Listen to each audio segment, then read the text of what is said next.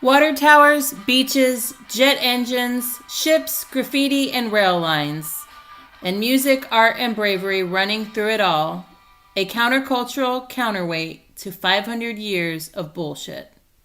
Welcome to Punksacola. From the front porch of the 309 Punkhouse to the ruination. In this episode, we continue exploring Punksacola and the spirits who find affinity here. Hale Morrisette is a force to be reckoned with. Social worker, community organizer, DJ, activist. Hale was an early supporter of 309 Punk Project and joined the board. Here, Skott interviews Hale about the vision for 309. So Hale Morrisette, people who know me as Haley, DJ Hale, King Hale. I go by a lot of titles, but I am your favorite DJ. I am also an organizer, the North Florida regional organizer for Dream Defenders. You may recognize me with Black Women in Power Collective. I do a lot of nonprofit and community work, and that's what makes my heart leap. And I have two little ones that people always see running about around my legs. They're getting bigger though. They're getting away from the legs part. That's what happens, right? What's cool is when Dream Defenders met over at the house the other day. It was so awesome seeing Kevin bring Nico over to the house, and just to be able to have kids around. I think a lot of times, people will think of the punk house and the last thing they think of is kids. And, of course, it's like the next generation, not just for punks, but I mean, for activists, for people that are doing really great stuff. And it's so important to have kids around just within our circles. Definitely. Kids are the exact reason why, we do what we do too, right? We're always setting things up for the next generation. Mm-hmm. So it's really important, and it's important for them to be able to be around to go to the next thing. Yeah. So tell me, why did you join the 309 Punk Project? So the Punk Project, which is something that I've been watching for a while as it developed, I really wanted to be involved because, one, I'm like the Afro punk of Pensacola, or one of our very small little community of us. And I wanted to be a part of what it meant to preserve and also develop more programming around what it means to be punk, the really healthy way of being punk, right? If that's what you can call it. Is there a healthy way? I don't know. We're all aging out. We're getting old. We're like old anarchists around here, right? But the Punk Project gave me that outlet of being able, of course, Skott, me and you have talked for a while about how I wanted to implement how punk, African diasporic culture really is. It's all part of those things together. Yeah. It's just all crucial in a central aspect that a lot of people don't recognize. And it's cool to be able to be in a moment now, and so where it's getting its due recognition, but it's still something that needs much more up there in the front.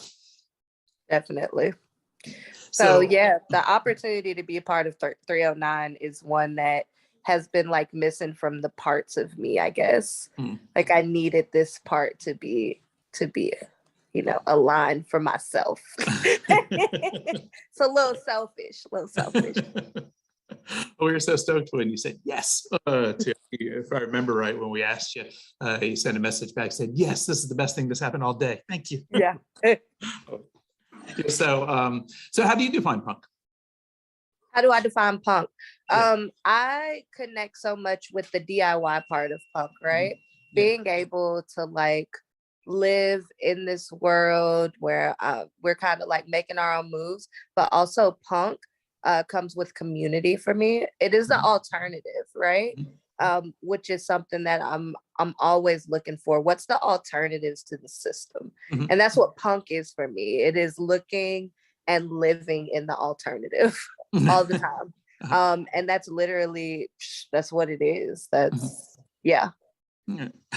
That's so thinking of that, what do you want to see 309 Punk Project do for in the right now and then also in the immediate future or in the future? Yeah, so like right now, I want us to continue making space. The punk house has such a,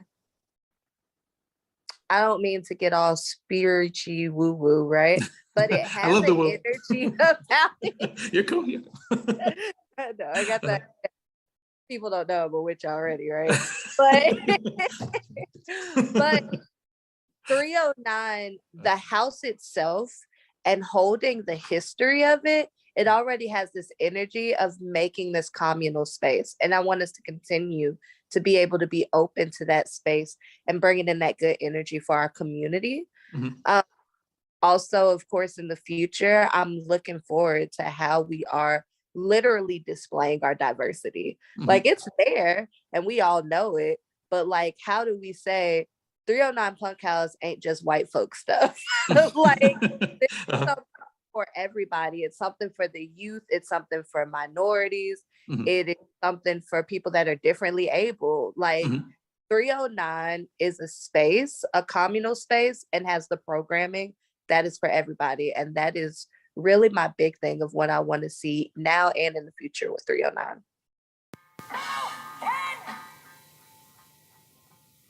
We in Punksacola are constantly pushing back against the narrative of the Florida Panhandle as a monolithic, militarized, conservative beach town. The annual Pensa Pride Festival is one event that reflects other aspects of our community. On 309's acoustic and poetry stage, artists at Pensa Pride share their experiences of queerness, life outside of gender and sexual conformity. Here is Arlo's poem. Imagine, you're born, you're handed to your mother, and she says, "Oh, what a beautiful young girl." Wait a minute. Something's not right. Did they mistake it for the umbilical cord and cut it off? Fast forward 15 years, you walk into the gym, your binder's so tight your rib might break and become a spear that drives into your heart. The fabric as suffocating as being a trans kid in high school, learning that your existence is a debate, finding out that politicians are also pissed you weren't born with a penis, passing laws that prevent you from ever getting one, unnatural they say. Well, tell me this.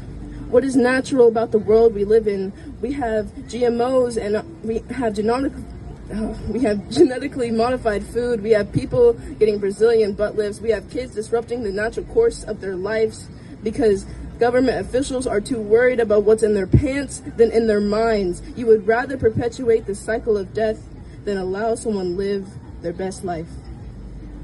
Woo! All kinds of interesting people stopped by the 309 Punk Project.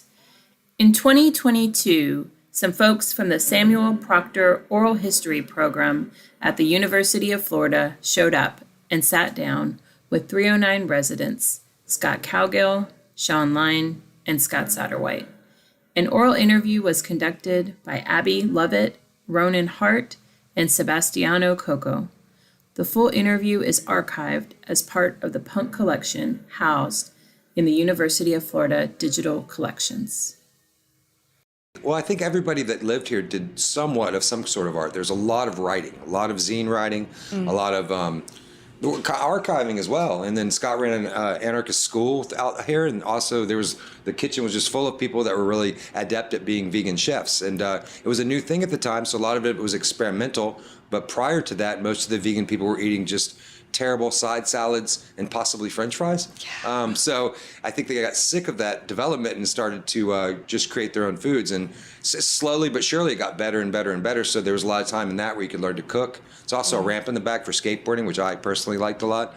But everybody in some way was in some facet of art because there's definitely a lot of music, a lot of bands, a lot of musicians, a lot of people in that area. And so at the time that this is all starting up, was that a unique thing for Pensacola? Were there other similar houses around?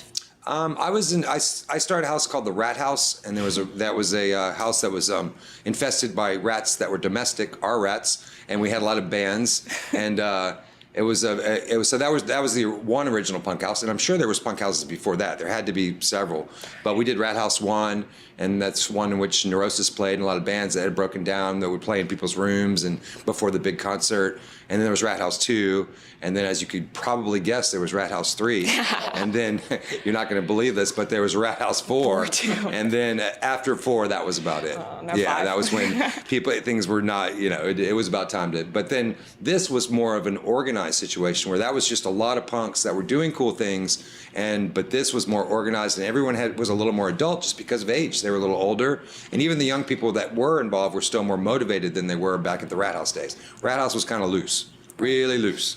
So this was more of a cool, organized situation. So all of these artists who are coming in, are they generally from Pensacola, or are they kind of attracted, magnet-like into the town because of this kind of scene that you're creating? I think that's an excellent question. I think that misfits and people that don't really fit in with things sort of magnate to each other. And so the town itself is a little oppressive with a redneck and conservative environment, and I feel like a lot of people just felt at home here.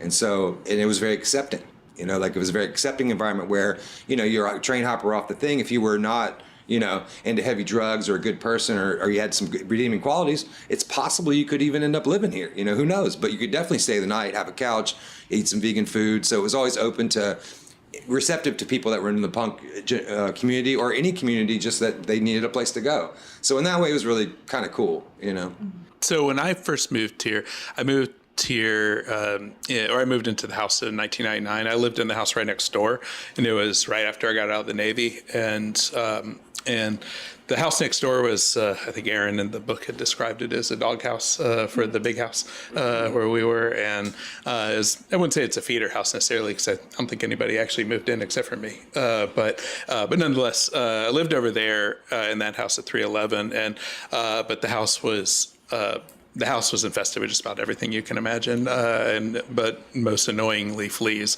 We tried all these different things to get rid of the fleas. Nothing worked. There's no air conditioning. It was hot as hell. The landlord was nice guy, but totally vacant. The whole house is just falling apart. So when I was approached by a couple people who lived over here at 309 if I wanted to move into the big house, then I quickly jumped at that, abandoned ship over there, left my friends, and moved in with these friends. So, but I think when the question though is about the artists, so we had something that I mentioned before I can't remember if I talked about this in the book or if I talked about this anywhere else, but it seems like everybody, just like Skott was saying, was an artist in some way or another. It wasn't a qualification to move into my knowledge, but it was, but it just so happened that everybody was. And the cool thing about it was that everybody would feed off of everybody else's work, So the way I first met Skott was, Skott was a bartender over at this bar downtown. And then I would see him him with this band, Wooden Horse at that time. And I'd see them play. And so I got to know him a little bit through there. But then how I got to really know Skott was through his zine. He wrote this zine called Smell of Dead Fish. And he could tell you about that because it's a storied history, that zine. But I did this distribution thing called the distro, bipolar distribution. And I would collect all these other people's zines, and then I would get them together and then put out these little catalogs for people before the internet, and just send them out to random places, different record labels, and then and tell people about what kind of magazines, what kind of zines, records were going on here in Pensacola, and then would distribute those through the mail order stuff. And I got to know Skott through that and tabling over at Sluggos and those kind of things. So the artists that would live here in the house often would be people, who were among that circle. So Skott wrote a zine. Gabe, who lived upstairs for a while, he wrote a zine. Shari and Amanda back there, Shari at least kind of did a zine sometimes, these little poetry things every once in a while. She was a really good poet too, a really interesting weirdo. But yeah, everybody was a cook.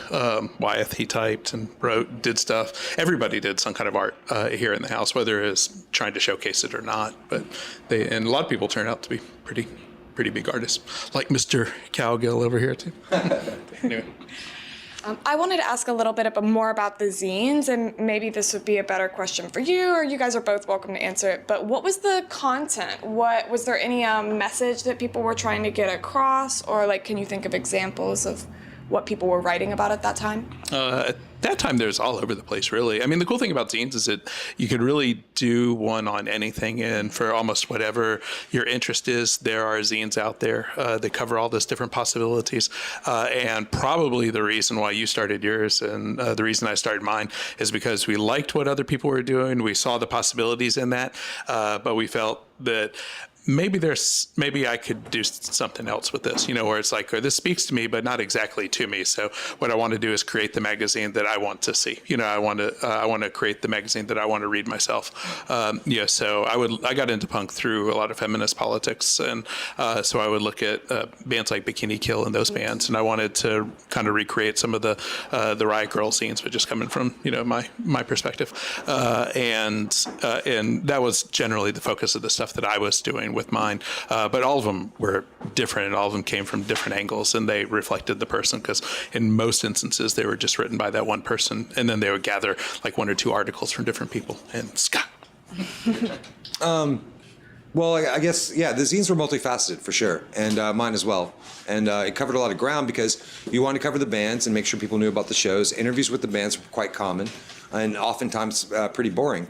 There was also a lot of just political activism involved, and whatever was going on at the time, whether it was the war, the Klan was coming to town, we were protesting that, or just sort of reinforcing our politics and the things that we thought were right to a younger generation. But also the audience was very small because there weren't that many people, but we're sending them off all over the country, distributing them through, a lot of other record stores or like-minded places in Portland or Berkeley or wherever we could find other people that had those kind of ideas. And a lot of the influence of the zines that came from those places were influential to me to be like, wow, this is really well written. I thought I was pretty well written, but this is way better. And so it would prove each time I'd read somebody else's work and be like, wow, I need to step up my game. This is like great, So that would help you just keep trying to raise the bar a little bit and try to write a little bit better, because before that you didn't really have that many zines to look at. There was like Max and Rock and Roll Flipside, which are mostly music, a little bit of politics for sure, but at that time it was mostly music, and we wanted to do something that was reaching a lot of different people and also bringing a community together at the same time.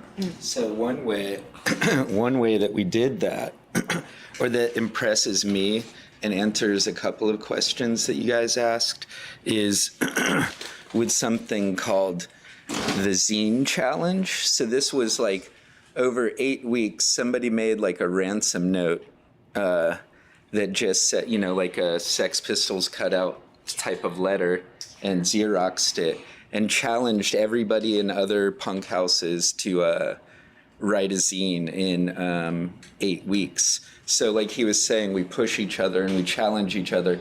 The Pensacola little punk DIY scene was very like, it was very participatory. It was like everybody was just, it was very playful. So it wasn't like, it was like the only people that lose are the ones who don't participate. It was a challenge. It was just do it. But this is the kind of energy that came out of people here and that inspired people to come here or learn something here, I think. It was is that playful, creative thing. In December 2023, Eli Lehrhoff was the artist in residence at 309. During his stay, he gathered recordings of ambient sounds, local musicians, and interviews to weave together into an episode for his podcast, Ruin Music. This is a clip from the longer Pensacola piece, which is now available at ruinmusic.libsyn.com.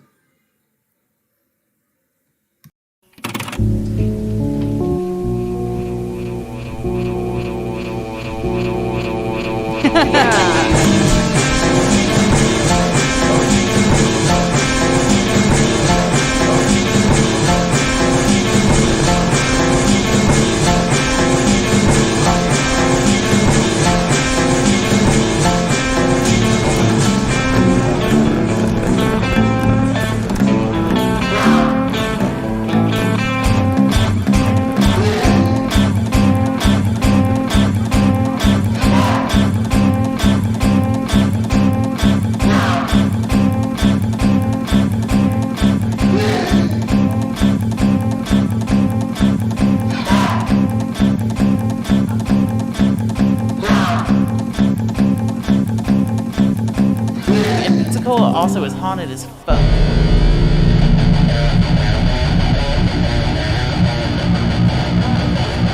Name a ghost.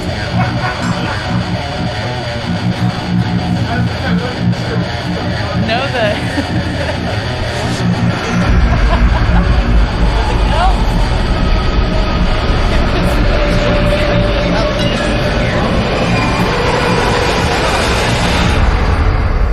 colonizer came, a ghost colonizer.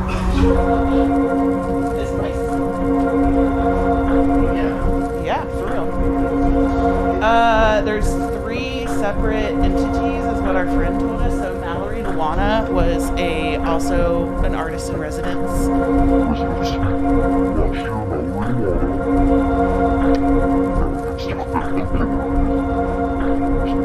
Anyway, she's sensitive to things, and so when she stayed here, she said that there was a ghost that lived, I think in the kitchen area. There was one upstairs that just lurked and like did not interact with anything else and just like stayed up there. That's what it was. We just imagine Barrett stumbling through and just kind of like waving the ghost away, like, whatever.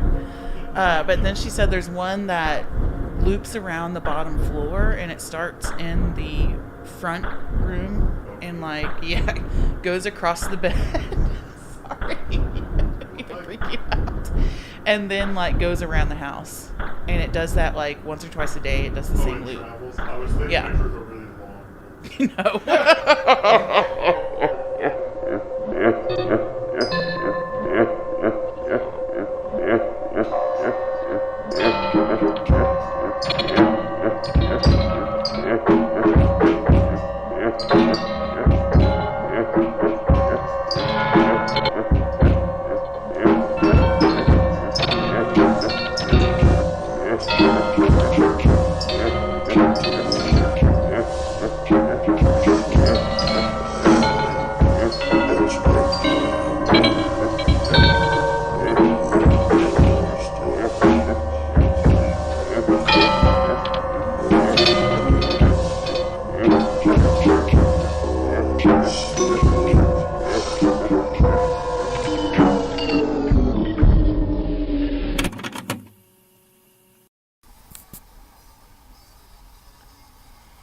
In an homage to ink and paper punk scenes of yesteryear and in support of our vibrant and thriving DIY music scenes, Punksacola Audiozine features a scene report.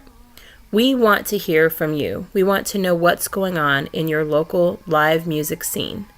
Get in touch if you want to submit a piece. Here is the Punksacola Audiozine scene report. We out here. On God.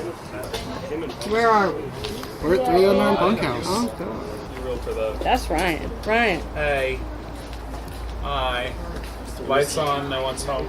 Same. Yeah. I think we're all like that. We're all just right over here. I'm trying to like come up with questions to ask people. Oh shit, I know. Okay. Is this your first time being at the 309 Punkhouse? No, I've been here a couple of times actually. It's one of the coolest venues here in town. Who are we seeing tonight? Ego Death, the Taints. I cannot remember the other two. Morning Trip. Yeah, Morning Trip and then Maddie? Yeah, Madison Bolt. Yeah, Madison. Oh God. What is your name? Tamira. Hi Tamira. Welcome to have you ever been here before? No, I actually haven't. I knew what it was because I've had Mr. Satterwhite for an English teacher, and we had read his book about the Punkhouse and stuff. And so I'm also friends with the lead singer of the Taints. He's my coworker, and he invited me out here. Hell yeah. What? Nice. Have you ever been to any shows before? Yeah. I've been to like a show at the Handlebar. I've been to the gallery night performances, and that's about it. This is probably like my 4th, 5th one. You gonna come to more shows? Yeah, definitely. You're coming to the Boathouse show? There we go. It's coming. It's coming back to me. I haven't heard about it, but I can. You have Mr. Satterwhite? Yeah, he was my English teacher. So basically, throughout his course, we're learning about like the punk history of Pensacola. There's this book that he wrote that he made us read throughout the semester, which is actually really cool because we learned about the history, about like how punk originated in Pensacola, about the history of the people who lived in this house, just stuff like that. We did a zine project. We learned how zines really blew up throughout history and stuff as well. And he was a really cool teacher. We learned a lot like about this area from him in his class. Yeah, I had him too back in the day. Yeah, he's a really cool teacher. He's very cool. It's funny how he just kind of like sprinkles a little like punk history. Yeah, he's like, well guys, you're gonna read this chapter and then we're gonna have a test on it and then here's a bunch of pictures and videos. Yeah. He was a very cool teacher to have and I really enjoyed his class. Cool. Well, thank you so much for coming out. I hope you enjoy, because there's photos in there too and they're all my photos. That's cool. So hopefully you like them. That's awesome. Yeah. You want to be in the interview? Hell yeah. What's your name? Carlos. Okay, he's interviewing now. Take over, Dylan. Nope, I'm not, because that is the only question I have. What brought you here? Who brought you here? Or what brought you here? I saw something on Instagram. I've been looking for shows to come out soon, and I thought I might as well come to this one. I'm very excited to see the band perform tonight, and I can't wait to come tomorrow. Yeah. Is this like your first show or? This is my first one. Wow. That's exciting. I don't know where to look to. Yeah, no, I can't. Just look dead. It doesn't matter. There's like 4 people talking to you, so. Do you play music or are you an artist or anything like that? I do visual art. I'm not really much of a musician. Okay. Do you go to any schools here? No, like I'm from Houston. Moved here a couple months ago, so I'm still getting used to it. Okay. What do you think of Pensacola? Surprisingly, I like it better than I thought it was going to. It has its moments. Sure. That is the most common answer I've gotten when I've asked that. Yeah, I've lived here my entire life. Do you have any goals for living here, or is you just filling out the vibe? I'd like to do like an art market, one of the the weekly ones. Mm-hmm. That's one of the short-term goals I have. Okay, cool. And then other than that, probably just Okay, shout out your Instagram or whatever you got. I have no art Instagram at the moment, but I'm getting there. Damn. Okay, we'll keep a lookout then. Coming soon. Coming soon. Thank you. Appreciate it. Oh, the Morning Trip Boys. Yes. Y'all come over here. I'm doing interviews and stuff. Oh, okay. Sorry. I don't know where to stand. Right here is perfect. Welcome. Are you advertising Prime? Yes. Yes. Prime. And the WWE WrestleMania. And Saturday. Oh yeah. 2 nights. So what are you guys doing here tonight? We're playing a show for our good friend Andrew in the Punkdemic sphere scene, and playing 7 songs? 7 songs. How are you? Maybe 8 on the Doing ask good. board. They Not look there yet. reentry. One of a kind songs for a one of a kind guy. Okay. They have different wristbands I like for if you're over 21. Where are you guys from? Tell me about Morning Trips. Us 3 in the front are from Fort Walton, and then the back from right here, Pensacola. The good old P-Cola. Yeah, because I just want to get my Not ticket. you don't need to know about that. Just in I've case. been playing. How long have you been playing? For 5 years. For like 5 years. Try and make it 6 years. Oh, there you go. We love each other in weird ways. Very weird ways. Platonic ways. Strictly platonic, but still weird. So I mean, speak for yourself. I love relationships that are platonic, but not like strictly platonic. Like only mostly platonic. Yeah, mostly. I got a couple of those. I guess we're one of those then. One of those. I actually don't want to advertise Prime. They don't need more. No. So I think a lot of people haven't seen you guys or heard of you guys before, so what can they expect tonight? Brutal honesty from all of us. And maybe some dance moves. Maybe some dance moves. From honesty and dance moves. Super apathetic energy with lots of passion in between the apathetic energy. Dance moves and dance grooves. That's what I live for. It makes it And new beer and from the old. handlebar. We're playing an acoustic set, so it might be more feelsy.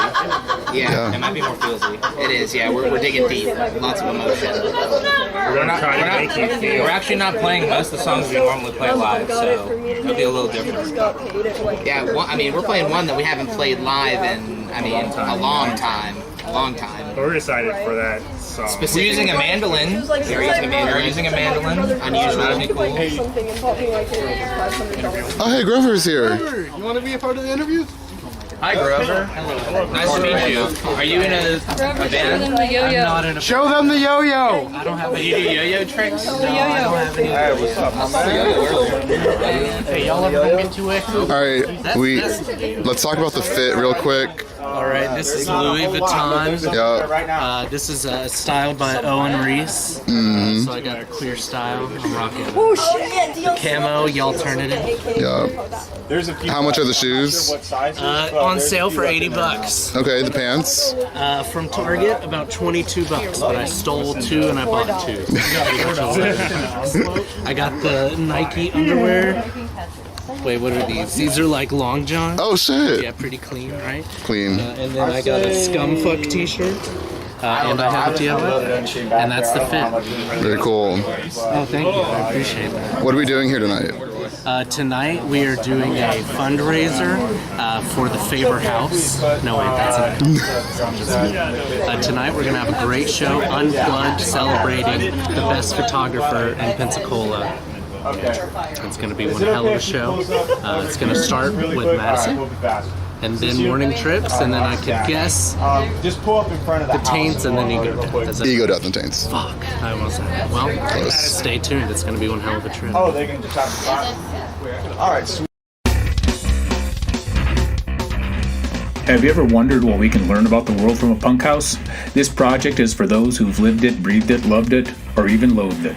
You hold experiences, knowledge, and wisdom that can't be found in a textbook. Your experiences gave you a mindset that helps you see the world differently. Your voice, your vision, and your story can help revolutionize a new approach to learning. We want to learn from you about how living in a punk house helped shape your perspective and contributed to the person you are today. What is a sense of camaraderie, creativity, and the doing it ourselves mentality? Whatever it was, we want to know your story. Grab your favorite tool, pen, paintbrush, keyboard, camera, and share those lessons with us. Or if you're feeling bold, get on the mic and speak your mind. Let's build a community and see how we can continue to teach and support each other and the future. It's simple. Visit riseabove.org, that's RHIZABOVE.org. Sign up, speak out, join us in creating something extraordinary. Your life can be our learning. Together, let's build a future as bold as our past. Don't just make history, make the future. At the Rise Above Project, we do it ourselves. We write our own rules, we write our own lessons. Together, we will rise above.